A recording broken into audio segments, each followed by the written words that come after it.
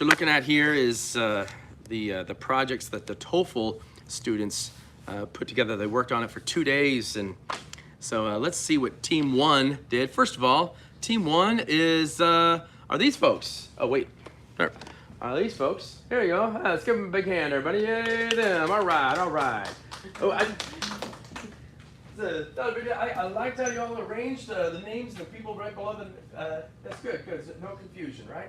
We know this is Simon. He's the only guy. It's always easy. And I know what y'all ended up doing. I guess, what'd you do, Topaz, them take these from Instagram or something? Or yeah. I asked them to give me the pictures. Oh, yeah. And then I cropped them and then just... Oh, that was a nice touch there. Okay. So, first one's a conversation. Remember, this is a conversation between a professor and a student, or an office worker and a student, right?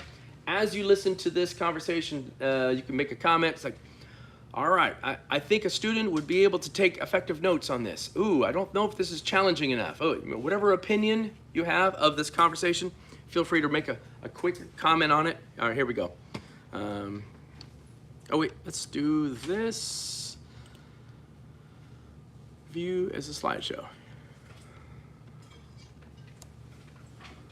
All right. Listen again to part of the conversation. Then answer the question. There's not much glory in it, but we are that was my fault. I put the wrong audio in the wrong place. Hold on. Let's see. I think it's here. Let's see if that's what it is. That's 20 seconds. Okay, no. All right, I got it. Yeah. I put the wrong audio in here. Well, let me fix that. You guys sent it to me, but insert audio. Team 1. Yeah. Team 1, question 11, Team 1 conversation. There we go. All right, that should do it. Yeah. All right, here. All right, here we go. All right, so view slideshow. All right. Listen again to part of the... Yeah, that's why I, yeah, because I'm probably mislabeled it or something. Hang on.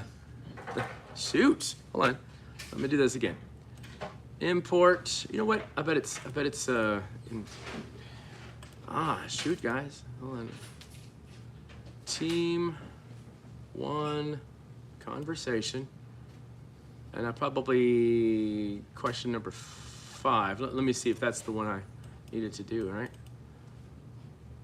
I probably mislabeled it, yeah. Team call. Listen again to... Okay, you sent it to me twice. But, all right, conversation, let's see. Oh, for crying out loud. All right, sorry, y'all. Hold on a second. Y'all sent it to me, and I just need to, you know what? I'm gonna bring it up from the email. I should have double-checked this. Sorry about that, y'all. Yeah. Thank you for your patience.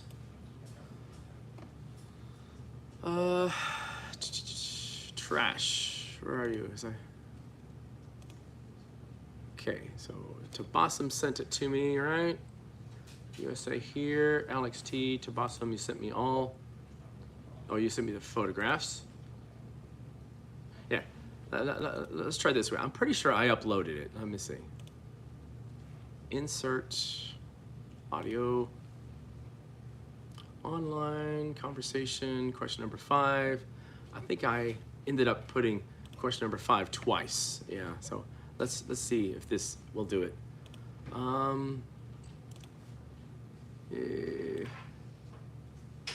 MP3 converter, open the file. It's on the desktop. Okay, there you are. Wait, so you know, that's only a few kilobytes. Maybe, Should I send you one more time? Yeah, go ahead and send me that conversation again. I think I didn't get that. I may not have gotten that, yeah. Okay, but in the meantime, what we'll do instead, as I'll go over, yeah, while she's sending it to me, that's all right. That's actually my fault, y'all. I should have double checked. They did do it. I just didn't get the audio from them. So we'll do this part first, the lecture part, okay? I have sent it to you. You just did? Okay, all right. All right, well, that's all right. Y'all don't mind waiting for a moment, do you? Okay, Dennis. So I think he just sent it. All right. Let's do it that way. Okay. Well, I'll tell you in the meantime, let's go ahead and look at your lecture first, and then I'll plug it in there. That's no problem. All right, so there we go. View is a slideshow. So this will be, we're going to start here at question number 6, etc. So here we go.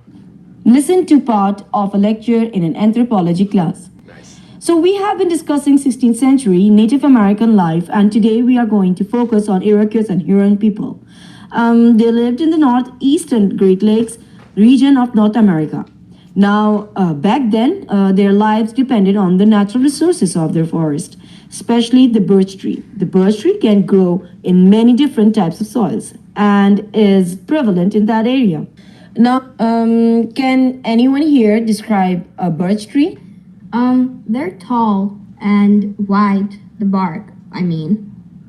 Yes, the birch tree has white bark, and this tough protective outer layer of the tree, this white bark is waterproof, and this waterproof quality of the bark, it made it useful for making things like cooking containers, variety of utensils.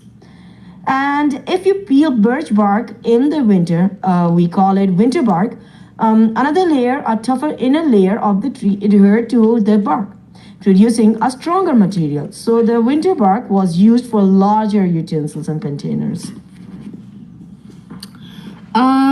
I know people make utensils out of wood, but utensils out of tree bark? Well, birch bark is pliable and very easy to bend. The Native Americans would cut the bark and fold it into any shape they needed, then secure it with cords until it dried. They could fold the bark into many shapes.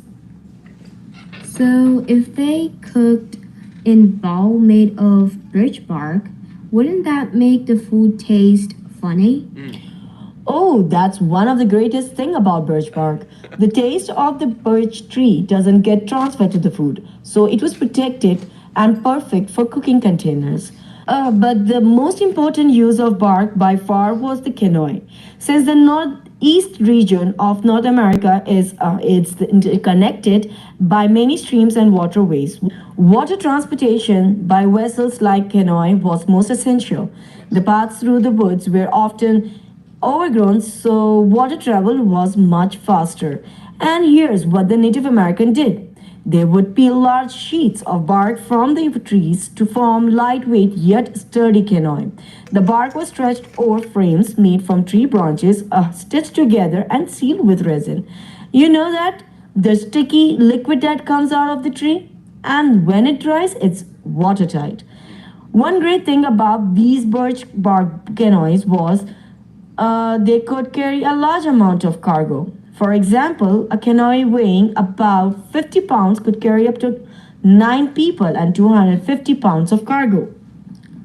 Wow, but how far could they travel that way?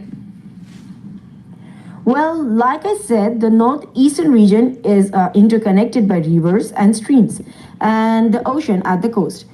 The canoes allowed them to travel over a vast area that today would take a few hours to fly over. You see, the Native Americans make canoes of all types for travel on small streams or on large open ocean waters. For small streams, they make maneuverable boats, while larger canoes were needed for the ocean. They could travel throughout the area, only occasionally having to portage to carry the canoe over land a short distance to another nearby stream.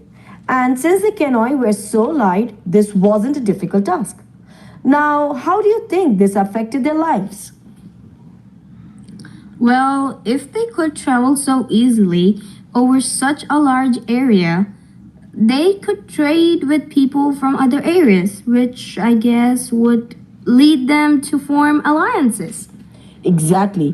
Having an efficient means of transportation, well, that helped the Iroquois to form a federation linked by natural waterways. And this federation expanded from what is now southern Canada all the way south to the Delaware River. And this efficiency of the birch bark canoe also made an impression on newcomers to the area. French traders in the 17th century modeled they adopted the design of the Iroquois bark canoes, and they found that they could travel great distances, more than 1,500 kilometers a month. Now, besides the bark, Native Americans also used the wood of the birch tree. The young trees were used as supports for lodgings, with the waterproof bark used as roofing. Branches were folded into snowshoes, and the Native American people were all adept at running very fast over snow in these birch branch snowshoes. Which of you have ever tried walking in snowshoes? You know, isn't easy. Ooh, hey, that was pretty awesome, man. First, Scott, I gotta say, the delivery of your speech there was it seems, yeah, it didn't sound like you're reading. It sounds like you're actually speaking very conversational. I like that. You should consider maybe narrating a children's book or something like that. You're good at getting that very energetic voice in there. Yeah. That's about 5 minutes. We do see lectures about that long here. Okay. And Simon, it sounds like you sound like you have the voice of her daughter. I think that's what I say. Sure, that's possible, I guess. All right, you want to make comments about that? Would that be something manageable? Yeah. I can already, that a student could take notes on. Yeah. She's speaking quickly, but it's pretty clear, etc. I think that was pretty great. All right. Cool. Nice. Here we go. So here's the first question from the lecture. What's the lecture mainly about? Different kinds of trees used for building canoes. And it's okay if I remember we talked about a canoe, whatever. I also hear on the lecture, on the TOEFL sometimes, people with New Zealand accents, they say aluminium or something like that. They say certain words differently, and I don't think it makes any difference that you said canoe, even though it's not technically how we say it. Whatever. If someone were taking notes and they heard you say canoe or whatever you said, yeah, they wonder, oh, that's what he was talking about, even though we pronounce it canoe. So it's not the listening section, it's not the speaking section. So it's irrelevant that you, didn't quite say it the way I would say it. It's definitely not that. Only one kind of tree, birch, right? Okay. Various methods of Native American transportation. Cool. The value of birch trees to some Native American groups. Sounds like that, right? That's probably it. The trading of birch wood products. I think that's a no. It looks like a C, right? Yeah. I like that each answer is pretty distinct. It's not like two of them are kind of similar. That's pretty clear. That's a good length. Not too long, not too short. It's a just question. Yeah, and you guys feel free to make comments on that one if you want.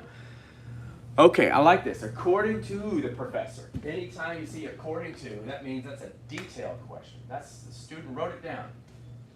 All right. What characteristics of birch bark made it useful for Native Americans? Let's see if y'all can remember this. No? That's okay. You weren't taking notes on it, right? Repels water, can be eaten. It's easy to fold. It's a rough texture. I remember you saying you can eat it, right? Oh, wait, no, you can't eat it. Oh, that's what you were commenting on about how the flavor doesn't influence the food. It's used for utensils. I like that. See, I was almost tricked a little bit there. It's related to food somewhere. If I wasn't listening very carefully, I would get the impression that we could eat it. But no, there's some containers you can use, right, made from birch. Yeah. Okay. Hey, actually, I like that you included that because it's kind of tricky. They have to take effective notes. They can be tricked right now. Right? Repels water for canoes, for sure. Right? Sounds like it's easy to fold. Is that the other one? Yeah, because you can manipulate it. All right, cool. All right. You guys feel free to, make comments on it. I think the question phrasing is pretty clear. Any student reading that could pretty easily follow that, understand what they need to do. Hey, and by the way, I could talk the whole time, but you guys feel free to jump in. I know you don't want to hurt anybody's feelings, but this is a focus group. Yeah, you can comment. Ooh, I like that if you want to. Okay, according to, another detailed question. Anytime you see according to, that means it's in their notes. Why was the canoe important to some Native American groups? Good. Was it, there was a network of waterways where they lived. I think you said something about that. Let's see. Some Native American groups sold their canoes to other groups. I don't think you said that, though. Snowy winters made the land travel too difficult. Canoe travel canoe travel helped from relationships between. Oh yeah, you probably don't need from there. Yeah, that's fine. It helped the relationships between groups of Native Americans. I think it's probably A. Is that what it was? We have two questions. Oh no. Oops, sorry about that. So it's probably A and D, right? No. Oh shoot, what was it then? A and C. A and C. Oh, snowy winters and made land travel too difficult. Okay. So that's where the canoe, like the boarding were made, right? To travel people from one place to another. Cool. By the way, this lecture, did you just pull it from the internet or something? Yeah. Or, okay, cool. Yeah. I was actually imagining, it was like, maybe this was in your daughter's textbook or something. No, okay. That's why she was participating, because she knows. Okay, no. I'm glad that she was wanting to do that. All right, why does the professor mention French traders? All right, yes, number 9 is supposed to be organization question. Yes.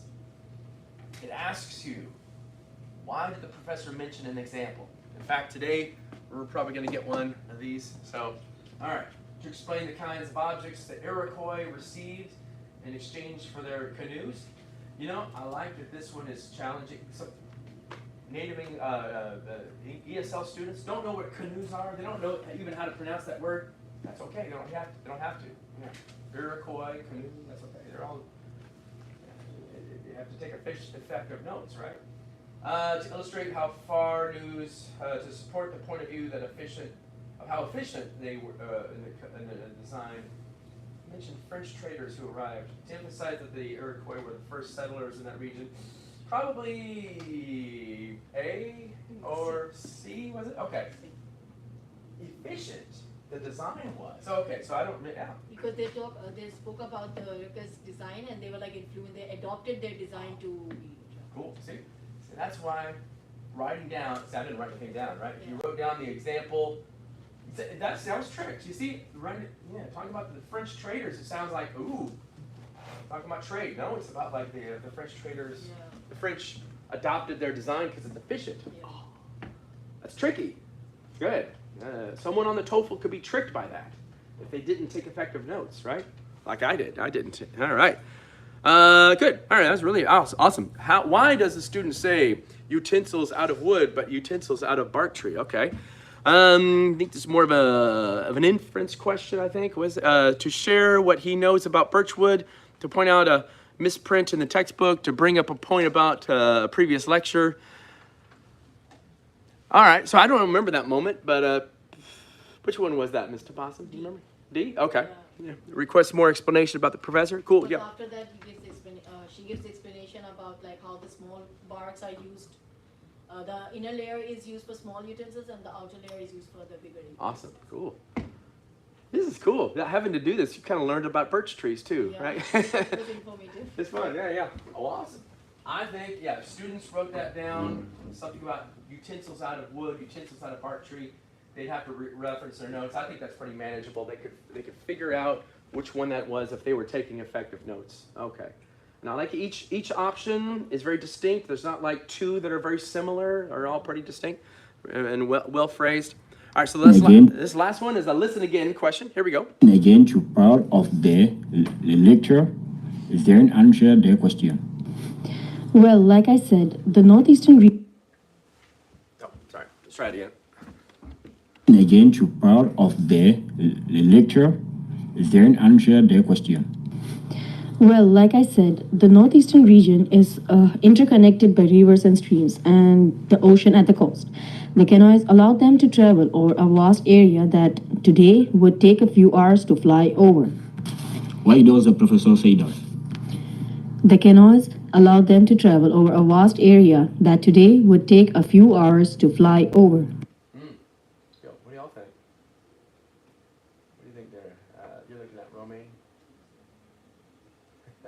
What does your gut tell you? Why did she say that?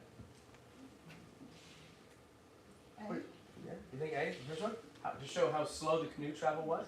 Oh, I can see that. I can see why you picked that, right? Yeah, what do you think? Yes. I think it's B, isn't it? Yes. Yeah, all right, yeah. Because there was a large area, they're talking about the area. That's awesome. You guys got tricked. You made a challenging question. That's what I could totally see why you'd pick A. Is it too slow or is it too big? The area. Yeah. I think I'll play that one again. Yeah, between these two. Yeah, that's what the people on the TOEFL do. They'll make tricky questions that seem right, and you gotta. Okay, I'll play it again. Again, to part of the lecture, then answer the question. Well, like I said, the northeastern region is interconnected by rivers and streams and the ocean at the coast. The canoes allow them to travel over a vast area that today would take a few hours to fly over. Why does the professor say that? The canoes allow them to travel over a vast area that today would take a few hours to fly over. Uh-huh. We allow them to travel over a vast area that today would take a short plane flight or whatever it was. Yeah. Yeah, so we are familiar with plane flights. That's just like a few hours, no big deal. But it's a huge area from their point of view. Okay, nice. That was really great. And challenging and very manageable. All right, y'all feel free to make comments about that. Even if it's there's something in there that maybe it was too hard or whatever you want to say. Okay. All right, so let's see. I'm gonna pull up the email since there you are. It is okay. Let me fix this real quick and then we'll move on to the thing. Okay. Open a file. Let's go to downloads. Okay, that looks like that's 2 megabytes. So that looks that's right. Audio. Okay, convert it and download. This is the first time y'all ever used Google Slides ever? For some of y'all? No? Have you used those before? Okay. Could be a useful tool. Team 1, conversation, really. Okay. So I'll put it there. And then I've got, Thank you for your patience, y'all. Nope. Oh, poop. Let's go here. My drive. SuperNet LIT class materials, TOEFL, listening. Where are you? Listening projects, audio for the presentations, team 1. Again, here. Okay. All right. I'll go back over here and now put your audio in. Insert audio. Nope. Oh, try again. Okay. Insert audio. Conversation. Wait. There it is. Really? Okay. We got it. Alrighty. Thank you for your patience, y'all. About ready to hear the conversation between Mr. Simon and Ms. Emily. Oh, I see. You're just being an actor here. Yeah. Okay. That's clever. All right. That happens too. You kind of notice the picture in the textbook is not the person who probably recorded it. Let me make sure this is going to do it right. Okay. Format, insert, view. Okay, here we go. Still on slideshow. Okay. Here's the conversation. Listen to a conversation between a student and a professor. Hi, Professor Mason. Do you have a minute? Yes, of course, Eric. I think there was something I want to talk to you about too. Probably my late essay? That must have been it. I thought maybe I lost it. No, I'm sorry. Actually, it was my computer that lost it, the first draft of it, and Well, anyway, I finally put in your mailbox yesterday. Oh, and I haven't checked the mailbox yet today. Well, I'm glad it is there. I will read it this weekend. Well, I'm sorry. Again, say I can send it to you by email too if you like. Great. I'll be interested to see how it all come out. Right now, ooh, I just overheard some graduate student talking something about a party for Dean Adams. Retirement party? Yes, all students are invited. Wasn't there a notice on the anthropology department's bulletin board?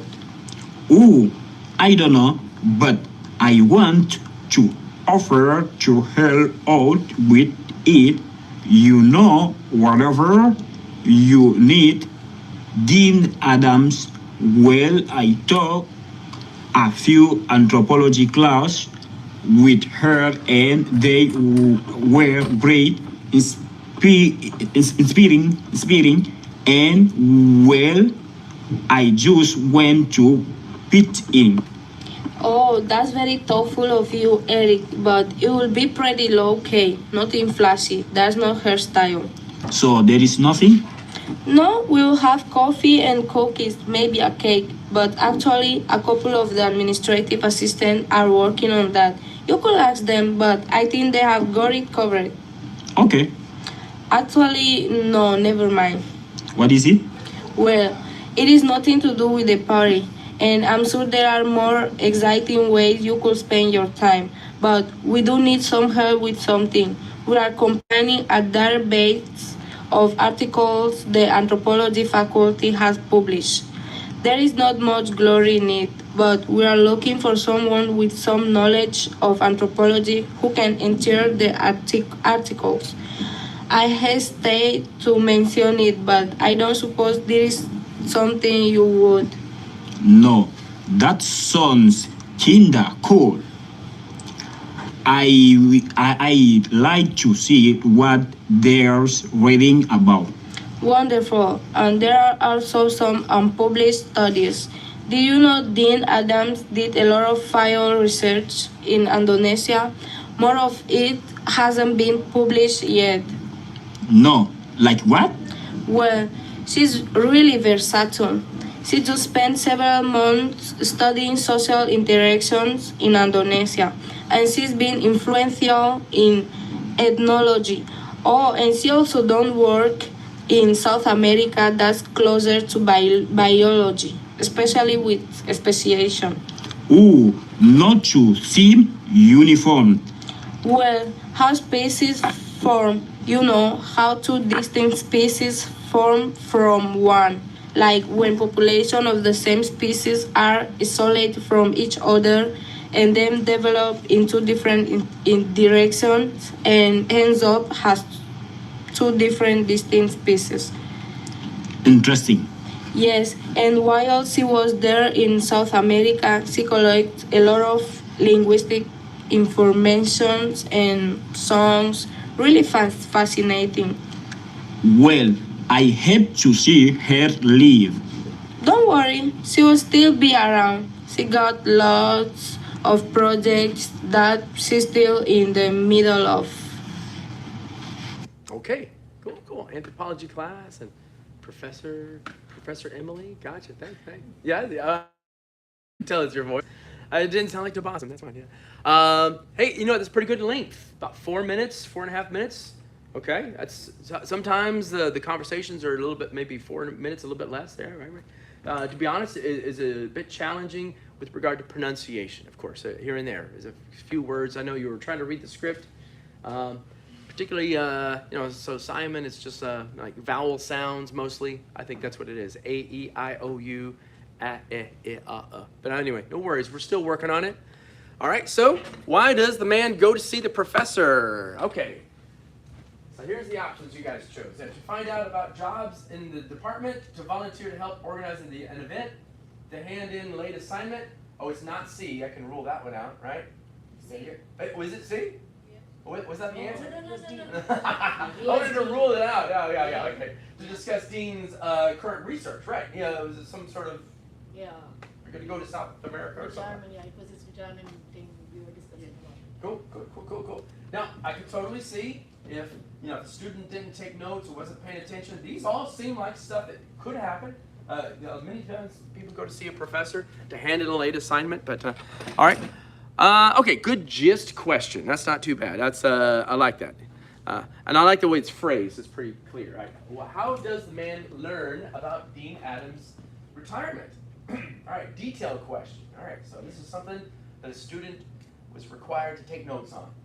It was posted on a bulletin board. He read about it in an email message. Dean Adams announced it in her class. She heard the other students discussing it. Actually, I don't remember. You think it's C? All right. Oh, now it's in her class? Oh, you caught that, huh? Yeah. Okay. Was that right? Yeah. Yes. Is that right, Dean Adams? Back there? Okay.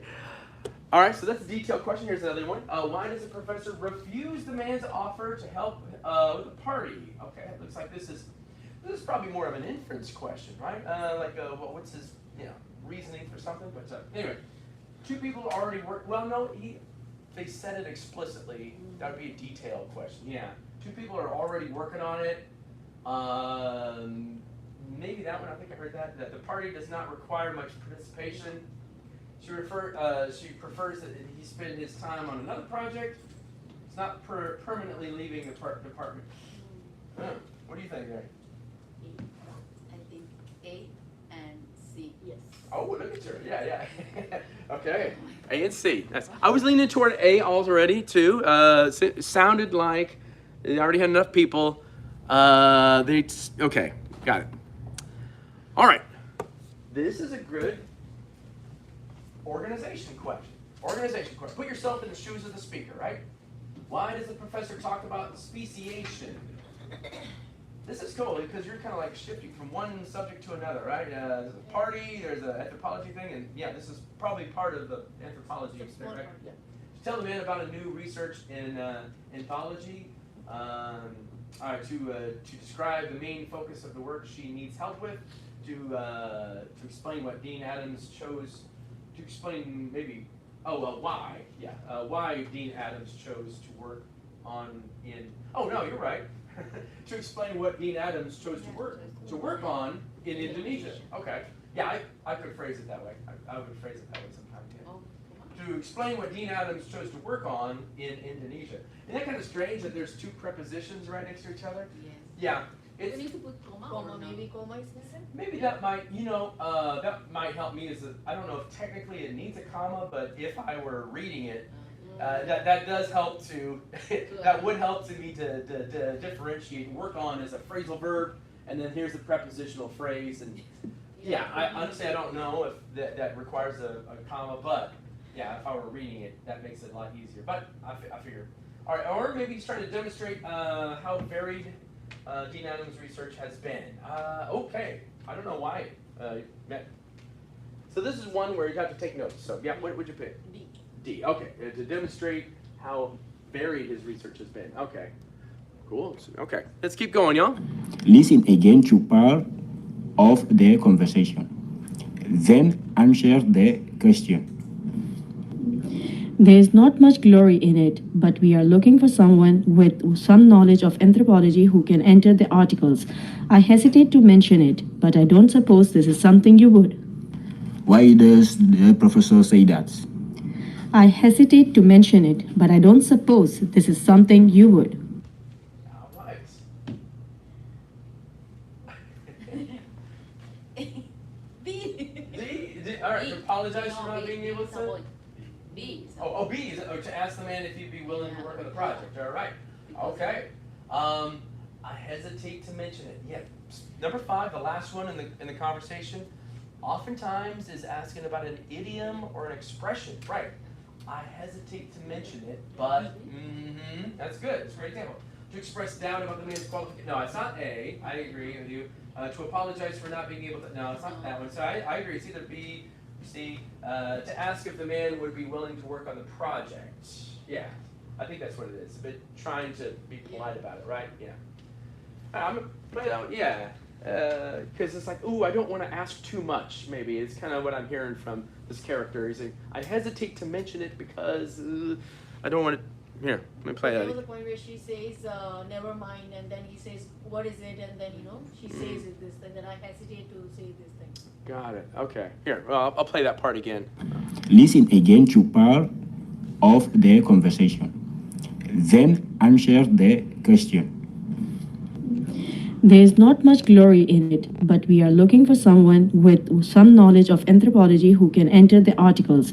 I hesitate to mention it, but I don't suppose this is something you would. Why does the professor say that? I hesitate to mention it, but I don't suppose this is something you would. Yeah, that's right. I hesitate to mention it, but I don't suppose this is something you'd like to do. Would you? Yeah. Trying to be, as they say, coy. Offering something without being too direct. Pushing, yeah. That's good. There's a lot of subtlety in that one. But you were able to pick up on that. Yeah? Okay, good. All right. Okay, y'all. So that is, and by the way, I like how the professor's voice changed for the second one. All right, so let's give it up for that team one, everybody. Yay, team one. A lot of work y'all put into that. Okay. So moving on. Team two, the red team. Here we go. Here they are. There's their picture. That's okay. That doesn't matter. You don't have to have a picture. Hey, Marciano. All right, so team two, let's see what y'all did. I think I got everything in there, I'm pretty sure. Let's double check. All right, so let's, you make comments about this conversation. Good morning, Miss Cynthia. Hi, Romain. How are you? Quite having. Okay, here we go. Good morning, Miss Cynthia. Hi, Romain. How are you? Quite good. How about yourself? Fine, thanks, Romain. Tell me, Romain, how can I help you? Well, I'm having some issues renewing my student visa. My current visa is about to expire, and I'm not sure what steps I need to take. I don't want to risk staying here without a valid visa.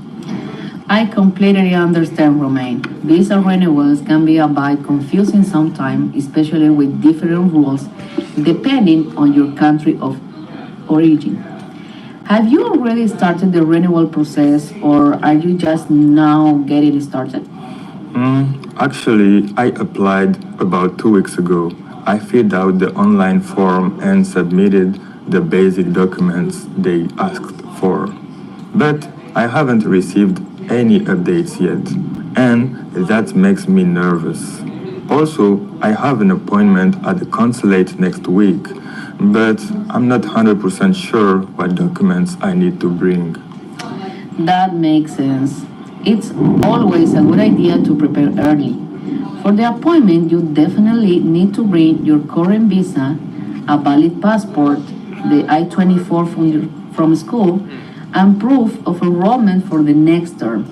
Have you checked if the consulate update any of their requirements recently? I tried to look online, but honestly, I found conflicting information. Some sites mention extra documents like proof of health insurance, and others don't. I'm also confused about whether I need to provide updated financial documents again. Yeah, Romain, that happens a lot with online sources. It's always best to rely on official government websites.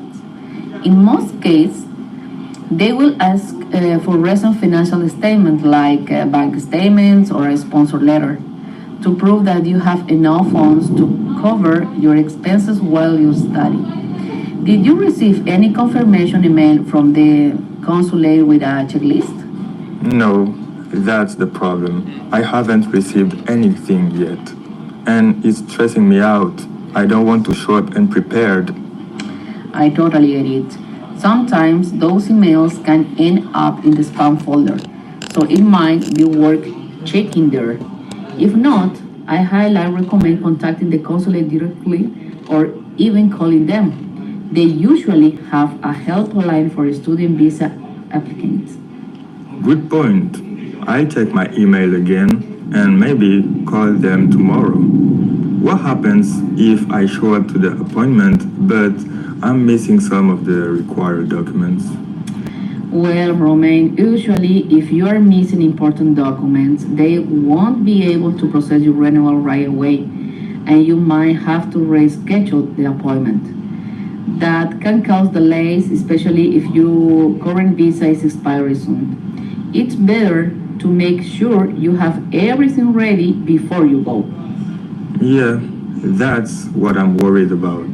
I don't want this process to affect my classes or my ability to stay here legally. Exactly. Behind proactive is key. Also, don't forget to bring any document you use when you first apply, even if they are not on the checklist. Sometimes having extra document can help clarify things during the interview. That's a good idea. I prepare a folder with all my old and new documents just to be safe. Great plan, Romain. And if you like, I can help you review your documents before your appointment. Sometimes a second pair of eyes can help catch small mistakes. Really? That would be amazing. I don't want to overlook anything.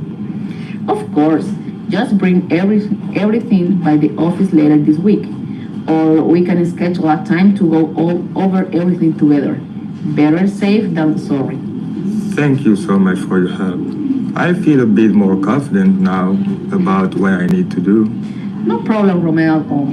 That's exactly why we're here, to help students like you. If anything else comes up or you need assistance before your appointment, just let me know. Wishing you the best of luck. Thanks you again, Miss Cynthia. I'll be in touch soon. All right, nice work there, y'all. That was good. It's like your office is out in a rainstorm somewhere. Yeah. The good delivery, it's about 5 minutes. That's about as long as a conversation would be on the TOEFL. I liked your emotion at the end. It's like, really?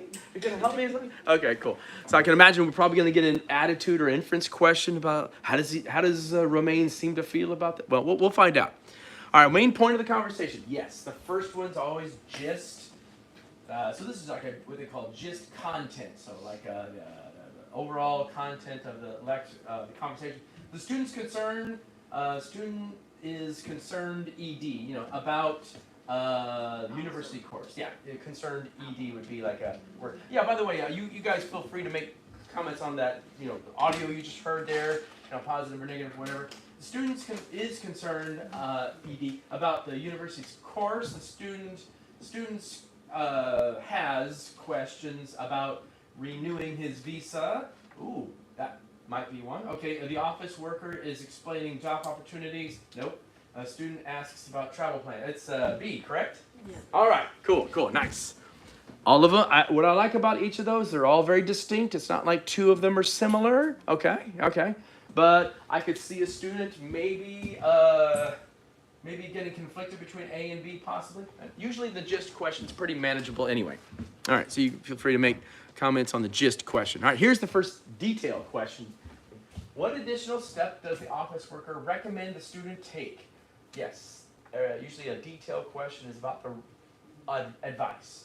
To contact the university's financial office for an official stamp, to visit the immigration office in person for faster processing. I like the way you phrased it. Yeah. To reach out to the consulate directly for the most reliable information, or to bring copies of his old passport to the appointment. Whew, that's good. This is challenging. Is it C? Okay, maybe so. Is it? Yes. Okay. People that are probably not entirely familiar with this whole process, they're throwing a lot of jargon and terminology at it, and they had to be careful listeners to write down stamp, consulate, point what? Okay, there's a lot of stuff thrown at you. Okay. Yeah, you were able to figure that out, right? I think I liked the way you phrased each one of them. They're not too long, not too short, etc. Each one is distinct. Okay. So that was the advice. You guys feel free to make comments on it if y'all notice something. All right. Why the student? We're missing a word there. Let's see. Worried isn't like an adjective, right? So we need, why is the student worried about the upcoming consulate appointment? No big deal. Yeah, little thing. Okay. Why is the student worried about the upcoming appointment? Yeah, this is something he said explicitly, so he forgot to submit his visa application. He hasn't paid for the application fee. He is unsure which documents he needs to bring. I think it's C. Yeah. Maybe, okay, because he lost his passport. Okay, that's not that one. Is that right there, Romaine? Is it C? Okay, cool. All right, cool. You know, again, I like the way you guys are phrasing them because they're pretty clear and each one's distinct. And that is a detail that someone on the TOEFL would have to keep track of, right? Oh yeah, so by the way, you two guys, what we're doing with the, watching everybody's projects, and what you guys can do is just make comments about your opinion of each, question or listening, etc. that they did. And at the end, you can turn this in and it'll be like a quiz grade just to finish it up. So yeah, you guys, just make some comments on the page there, okay? About each team, even if it's your own team, okay? All right, let's get to number 4. Good, an inference question. That's a great inference question. What can be inferred about the visa renewal process? It requires careful preparation and can be confusing. It's confusing to me. Yeah, so A, maybe. It's simple and quick. Okay, this is good. This is not something that you said directly. This is an inference we can draw indirectly. Yeah. Yes, I think, okay, good. The consulate always sends detailed checklist. Right, I think you may have hinted against that. And it's not always, okay, the financial documents are never needed again. So you know what, I'm already seeing some red flags. Always and never, probably not true. Am I right? Yeah. Which one was it there? I feel it. Yeah, it's definitely, yeah, it is, huh? Yeah, it's good. Yeah, this is good. Frequently on the TOEFL, they'll put always and never, like 100% and 0% stuff, and students should watch out for those red flags. Okay, yeah, feel free to make a comment there. And the last one is usually a listen again question. Okay, well, that's fine. Yeah, it wasn't listen again, but it's, yeah. Why does a office worker suggest bringing previously submitted documents to the appointment? To change the visa type, to avoid paying fees, to impress the consulate officers, no, to show proof if needed. Probably, I'm like asking you guys, what do you look at me, Javier? Do you remember? Why does the office worker suggest bringing previously submitted documents to the office? Yeah, not sure. Now let me pick on somebody else. Did you catch that one, Miss Cynthia? Or not Cynthia, Christina? Yeah, did you catch it? Yeah? Not sure? Oh, what was it, Romaine? D. All right. Show extra proof. That was my impression too. And you know what? I don't even know if you phrased it that way, but you phrased it differently than the way you said it in the lecture or the conversation too. That's good. Okay. I was leaning toward that one. All right, so that was the conversation. All right, on to the lecture. Professor Marciano. All right, here we go. It's good. I have not heard this yet. Okay, let's get doing. Today I'm going to talk about how the asteroid belt was discovered, and I'm going to start by writing some number on the board. Here they are. We'll start with 0, then 3, 6, 12. Oh, tell me what I'm doing. Multiplying by 2.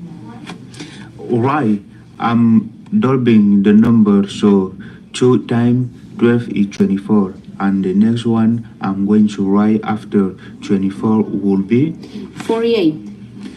48, then 96. Well, stop there for now. Oh, now I've write another round of number under that. Tell me what I'm doing. 4, 7, 10. How I'm getting this second row? Adding 4 to the numbers in the first row. I'm adding 4 to each number in the first round to give you a second round. So the last 2 will be 52, 100. And now tell me what I'm doing. Putting a decimal. Yes, I divided all those numbers by 10 by putting in the decimal point. Now I'm going to write the names of planets under the numbers: Mercury, Venus, Earth, Mars. So, what do numbers mean? Do you remember from the reading? Is it the distance of the planets from the sun? Alright, in astronomical units, not perfect, but tan- tan- tantalizingly close. Tantalizing, I know. The value for March is off by 6 or 7% or so. Each by each within 10% of the average distance to Mars from the Sun. But I kind of have to skip the one of Mars for now.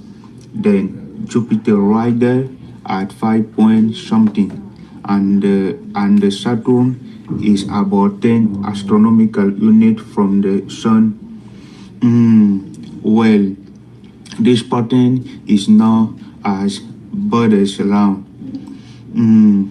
It isn't really a scientific law now in the sense of pretending gravitation mathematically of something or something, but it is attempting a pattern in the spacing of the planet, and it was not noticed by Burns hundreds of years ago. When you can imagine that there was some interest in why the 2.A spot in the pattern was skipped, and but there wasn't anything obvious there in the early telescopes. Then what happened in the late 1700th century? The discovery of Another planet? the next planet out, Uranus, after Saturn. And look, Uranus fits in the next spot in the pattern pretty nicely. Not perfectly, but close. And so then people got really excited about the validity of this thing and feeding the missing object between Mars and Jupiter. And telescopes, remember, were getting better. So people went to work on feeding objects that would be at that missing distance from Sun, and in 1801 the object Ceres was discovered, and Ceres was in the right place, the missing spot. Oh, but it was way too faint to be a planet. It looked like a low star. Oh, and because of its starlight appearance, it was called an asteroid. Okay. After its great for star is as in astronomy, and so Ceres was the first and is the largest of what become many objects discovered at that same distance. Not just one thing, but all the objects found at the distance from the asteroid belt. So the asteroid belt is the most famous success of this Butter's law. That's how the asteroid belt was discovered. Ooh, all right, it's cool. That was a long one. Yeah. Okay. By the way, I'm familiar with this one. You guys took it from a book called the Official Guide. Here, I'll show you. Actually, if got a lot of math in that one, huh? Yeah. Actually, if y'all were listening to that lecture, you'd get, all that information too. So it helped you follow what he was trying to say there. Yeah. So on the real TOEFL, I probably should have included that to maybe help you follow. It's like, oh, okay, these number patterns are laid out. So yeah. But at any rate, okay. Okay, y'all. Yeah. Again, feel free to make comments again on how manageable that would be, maybe if there's obstacles with pronunciation, etc. But I like that you were being very slow. You weren't speaking too quickly. That helped, because I know it's you get a lot of new challenging words. Tantalizingly close. That's a tricky word to say. And Bode's law. And so, hey, this is not easy. So let's see what you got here. All right, what's the topic of the lecture? History of how Uranus was discovered, limitations to early telescopes, how the asteroid belt was discovered during mathematical pattern, and the scientific explanation of gravitational forces. Which one is it, y'all? C. It's C, right. And by the way, I know you guys took this one directly, and that's exactly the one, yeah. Oh, hey, nice. It's Bode's law. Oh, cool. That's a slightly different. Okay, cool. Let's just keep going. See? All right. According to the professor, why... Whoa, you very schmear. Where are you? According to the professor, why did astronomers search for an object between Mars and Jupiter? They believed another planet had been predicted by Bode's law. Early telescopes have already identified. Which one is it, Cynthia? Yeah? It's A, yeah. They believe another planet had been predicted by Bode's law in that area. And again, yeah, it's challenging if you didn't have the numbers up there to know what they're doing there. Yeah, so maybe later this semester I'll do this one with you guys. And yeah, okay. What does the professor say about the object Ceres when it was discovered? Another detail question. That is technically detail. It was immediately recognized as a planet. Its brightness confused many astronomers. It appeared to be too small and faint to be a planet. Did not match the predicted distance of Bode's law. Let's see. Yeah, it appeared to be too small and faint to be a planet, so they called it an asteroid instead. Yeah. Okay. Okay. Here's the organization question. How does the professor organize the lecture? Right. Sometimes it's like, why did the professor use an example? Right. Okay. Or it could be like, what do the lesson plans basically look like? It could be organization question. It could be either one. Why did he use an example? Or how is it structured? He describes the theory first, then explains the new technology that confirmed it. He listed discoveries of planets in chronological order. No. He describes an astronomical law and predict the practical uses for it today. He explains an ancient theory. It sounds like it's leaning towards C, I'm guessing, right? No? You're leaning towards B? No, Okay. I thought it was B, but answer. He lists discoveries of planets in chronological order. Yeah. He describes the theory first, how technology confirmed it. Yeah.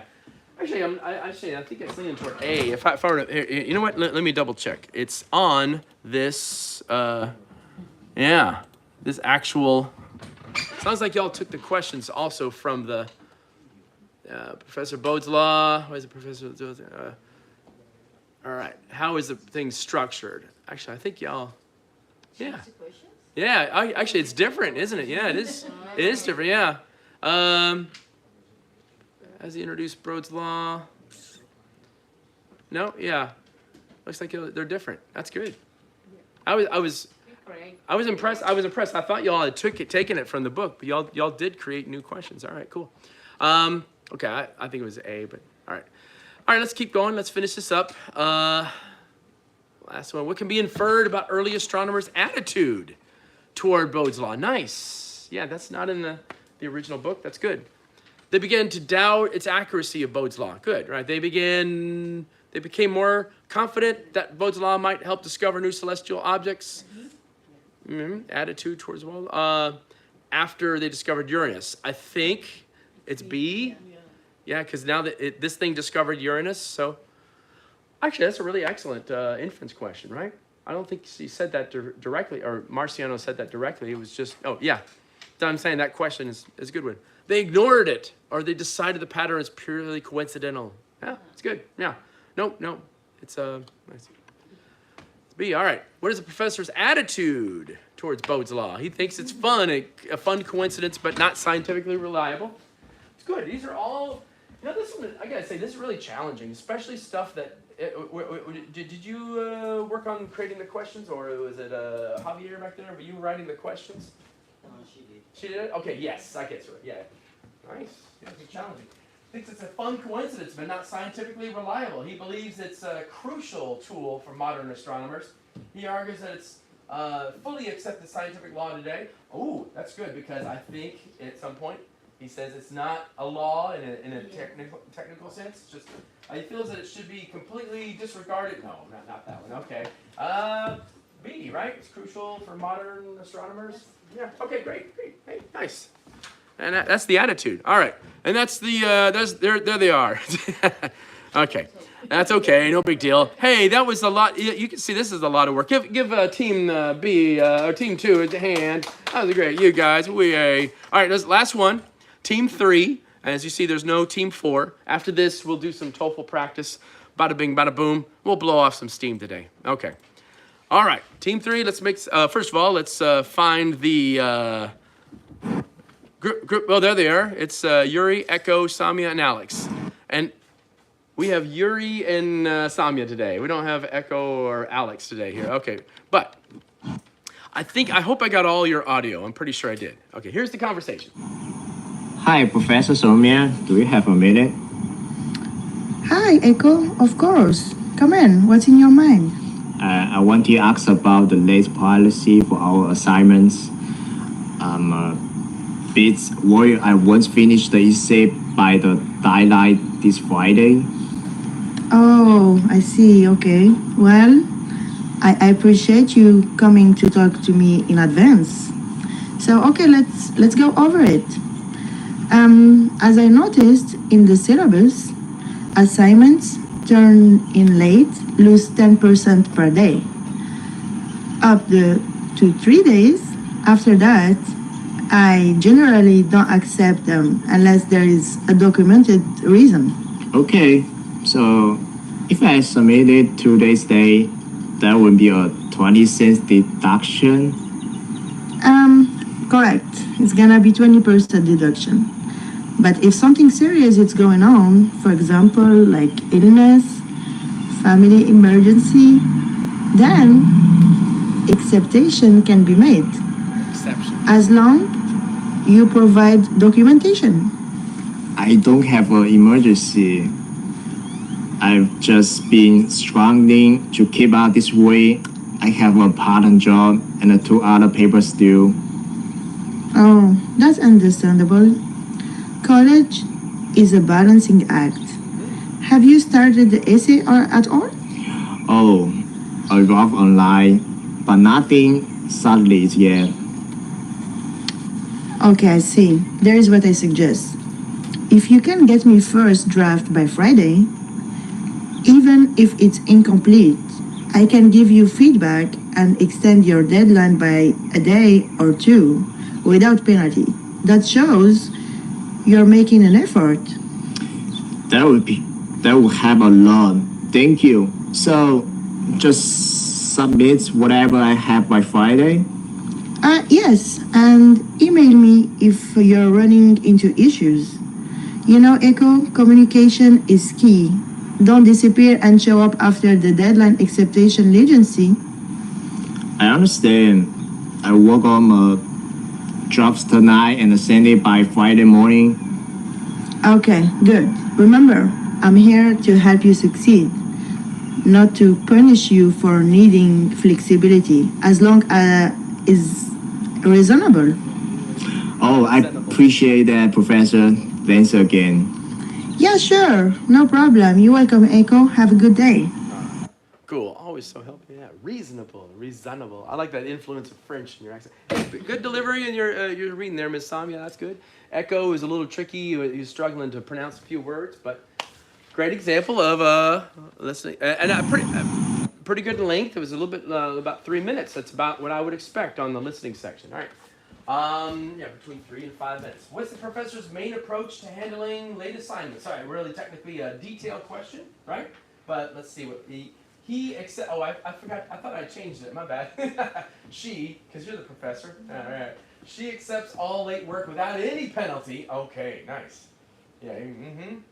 Yeah. By the way, if you think maybe that's too easy, you could say, hey, I don't know. That's pretty good. She strictly rejects all assignments submitted after the deadline. I don't get that impression. Yeah. She applies a penalty for late work, but allows flexibility if students communicate in advance. Mm-hmm. You know what? Gave it away. It has the most words. Yeah. Sometimes, honestly, if you have absolutely no idea, sometimes the one with the most words is the right answer because that's how you make it right.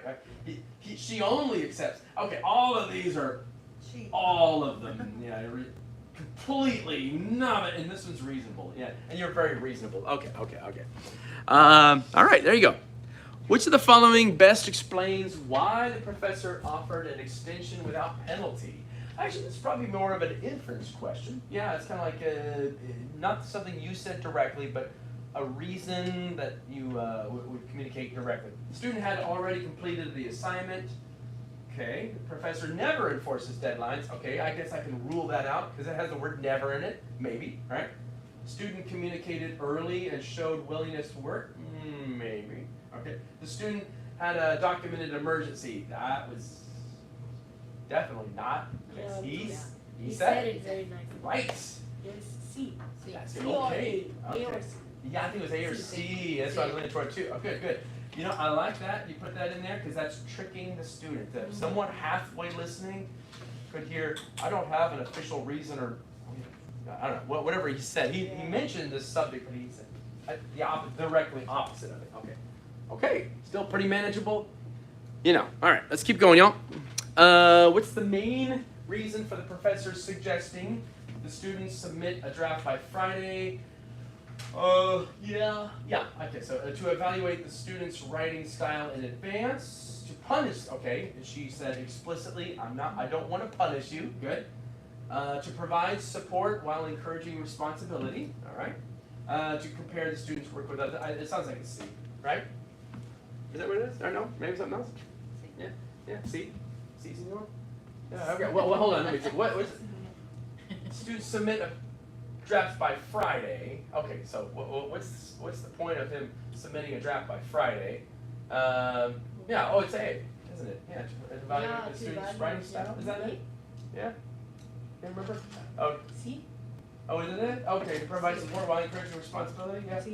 The whole vibe of this thing is kind of like you're kind of like a mother hen helping the little chick out. Yeah, he's helping the little kid. Okay, he's needs support. All right. But I totally see why we'd be leaning toward A. That would be a common reason for A. Okay. All right, what's the professor's overall attitude? Yes, this is an inference question. That's good. Strict and unwilling to make exceptions, indifferent and uninterested, supportive and expects responsibility and communication, frustrated and disappointed. Okay, come on.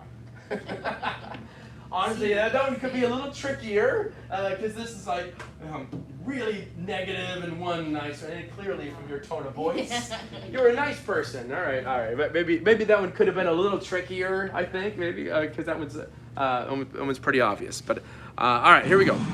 Here's a listen again part. Question 5. Listen again this part of conversation. Remember, I'm here to help you succeed, not to punish you for needing flexibility. So, what's the professor's attitude? That's it. All right, supportive and wants the student to feel comfortable if asking. Yeah, that's what. But warning the student you have too many requests. Is reminding the students that success only comes through strict discipline, no exception. I see a pattern here. Yeah, he keeps adding the strict and all that. The professor is trying to discourage the student. Okay. All right. A lot of words in there for them to read. Honestly, I get the. It's pretty obvious. Yeah, that's good. Feel free to make comments on that one, y'all. It's good. Yeah, all right, cool. Thank you. That would be a little more challenging if you want. All right, so here we go. Lecture. So this is Professor Alex. Here we go. This is the last one, and then after this, we'll do something different, okay? So this is Team 3. Make some comments about the lecture. Here we go. Inflation. Good morning, everyone. Today, we're going to discuss inflation. One of the most important concepts in economics. You may have heard the term before, but understanding how it works and what causes it is crucial for understanding the global economy. So, what exactly is inflation? In simple terms, inflation is a rate at which the general level of prices for goods and services rises, leading to a decrease in purchasing power of money. Imagine that you could buy a sandwich for $5 today, but in a year, the same sandwich might cost $5.5. The increase in the price is due to inflation. Now, inflation can be caused by a variety of factors. The two main types of inflation we will focus on today are demanding pull inflation and cost push inflation. First, let's talk about demanding pull inflation. This happens when demand for goods and services outstrips the supply. Let's say a country's economy is doing very well, businesses are thriving, employment is high, and wages are increasing. People now have more money to spend, but the number of goods and services available haven't increased at the same rate. So, business raises prices because they know consumers are willing to pay more to get those goods. On the other hand, cost push inflation. It happens when the cost of the production for goods and services increases. For example, if the price of the oil goes up, it costs more for companies to manufacture and transport products. To cover these increased costs, businesses often raise their prices, which in turn leads to inflation. Inflation can also be influenced by other facts like monetary policy. Central banks, such as Federal Reserve in the US, have tools they use to control inflation. One of those tools is adjusting interest rates. When inflation is high, central banks might raise interest rates, which makes borrowing money more expensive. This can also slow down consumer spending and reduce demand, helping to lower inflation. However, inflation isn't always a bad thing. A little bit of inflation, around 2% per year, is generally seen as healthy for economy. It encourages people to spend and invest rather than hoard their money, which stimulates economic growth. But when inflation gets too high, it can hurt the economy. For example, if inflation rises too quickly, wages may not keep up with rising prices, leading to reduced purchasing power. People may find it harder to afford goods and services, leading to economic instability. All right, cool. Yeah. Oh, yeah. She begged me. She's like, please don't make me record it again. Clearly, she was working on that pretty hard at her house where her cat lives. That's cute. Huh? Okay, so occasionally there were my American ears. I was listening to a few words were a little bit unclear, especially some words that the student would have to know as a definition, like cost push. We'll find out in just a second. Everybody say economy. Economy. Yeah, some of y'all want to say economy. Y'all keep stressing that third syllable. I stress the second one. And you mean hoarding something means to gather. Yeah. Like my grandmother never threw anything away. So much trash in her house. She's a hoarder, right? Yeah. So, yeah. That's what hoarding means. So you're collecting it, never giving it away, never selling it, never using it. Yeah. So you can hoard many things. So same word using economy.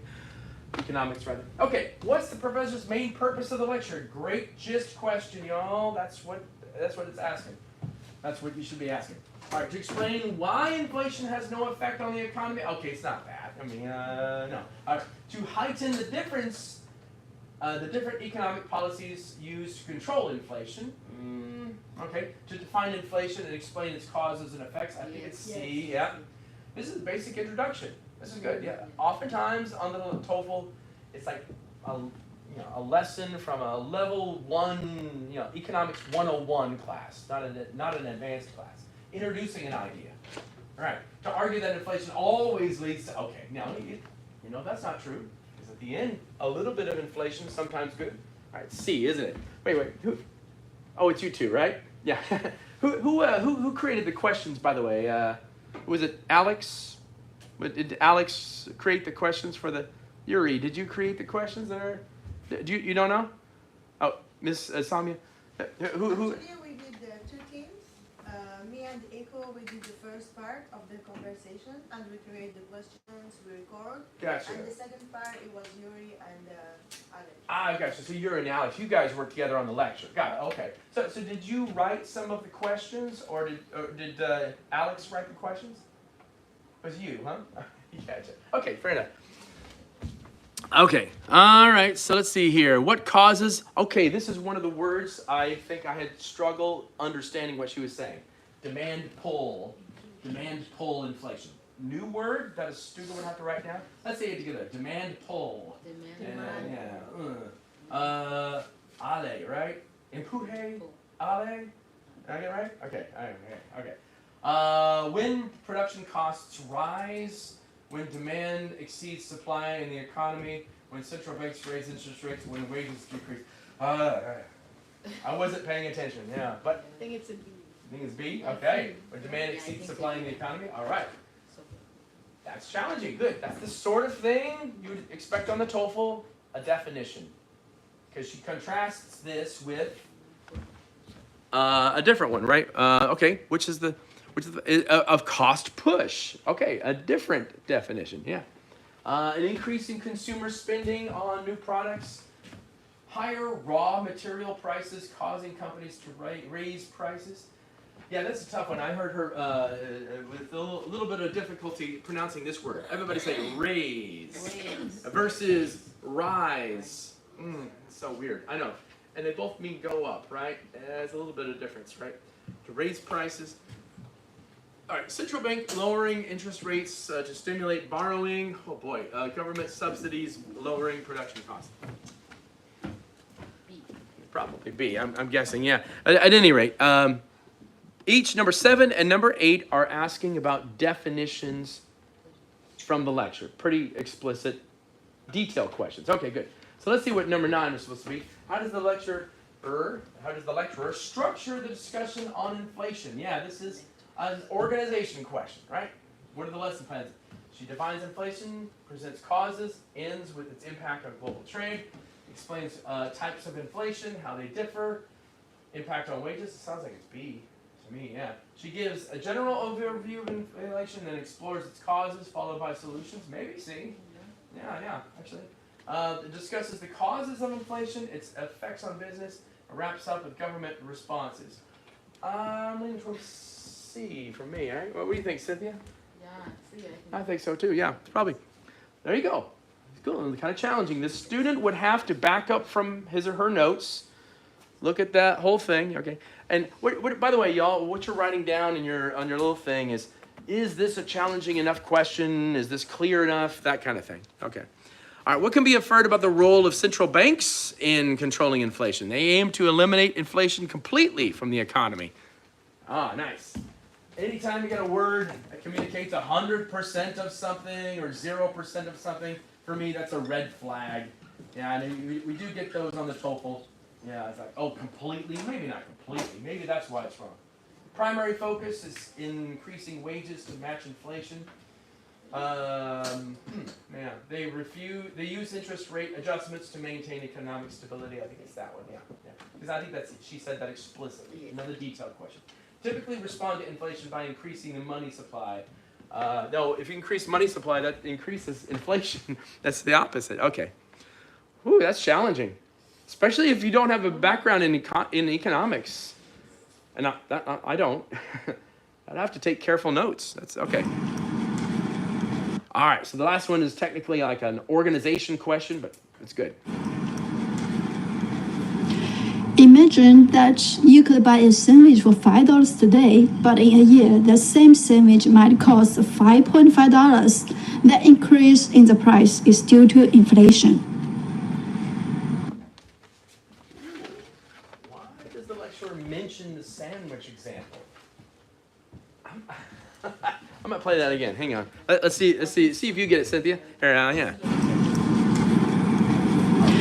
Imagine that you could buy a sandwich for $5 today, but in a year, the same sandwich might cost $5.5. The increase in the price is due to inflation. Oh, yeah. What do you think there, Christina? See, yeah. Oh, good. I think you're right. I'm not talking about the impact on the food industry. It's just an example. It could have been anything. Example, yeah.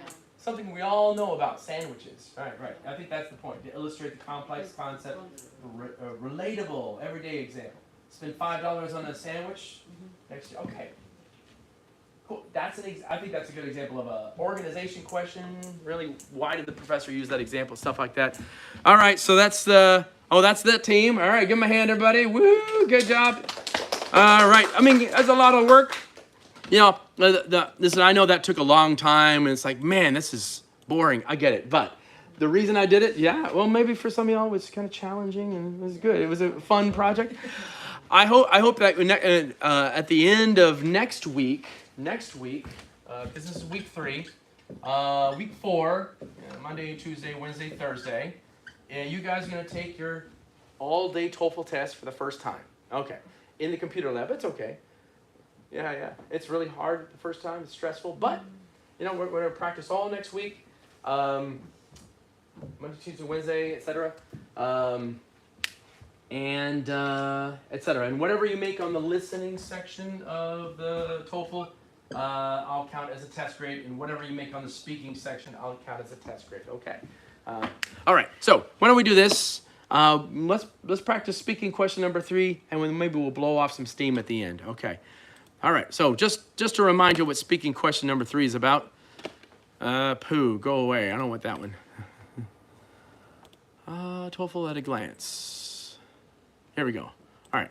So we've done the listen. We've been talking about the listening too much. Let's do the speaking. Okay. So y'all, with your own paper, yeah, and in just a minute, I'm going to put you get together with partners. This is what we're going to do. Speaking question number 1, would you rather cook food at home, eat out in a restaurant, right? Let me pick on somebody else here. Okay. Question number 2 is about an announcement from a college campus. 2 students talk about it, right? Okay, the one we're going to do today is, that's a lecture. Oh my God, what? Yes. You're going to have to read some new idea in a textbook, yeah? So in your notes, you could do this, TDEX, you know what I'm saying? Even before the whole thing starts, speaking question number 3, you can have TDEX in your notes. So here you go. Like on the real TOEFL, I'll make sure you guys have paper to take notes for this. There you go, a little extra paper there for you. In just a moment, we're going to try speaking question number 3. Oh yeah, by the way, feel free to, hang on to your little comments. I saw a lot of y'all making a lot of excellent comments on the pages. That's great. It'll count as a quiz grade for doing it. Whenever you're finished, just drop it in here. Whenever, right? Okay. Anyway, let's make sure everybody's got the paper to go. So, just a moment. Here you go. A little extra paper for the thing we're about to do. Here you go. You got some anyway. All right. I'll let you have that. Here you go. Nice. Sound? Alrighty. Cool. Good to go. Alright.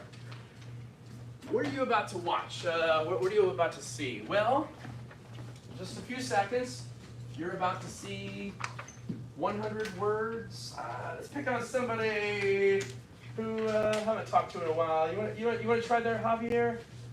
Speaking question number 3. I gotta read something for about 45 seconds, right? Yeah. So I'm supposed to write down T and D. You remember what T and D stand for? Probably not. That's okay. All right. What is the thing I'm about to read? Do you remember the thing I'm about to read in speaking question number 3 is a? It's gonna be about an article or something. Mm-hmm. Right. And you have to write down this topic and the details.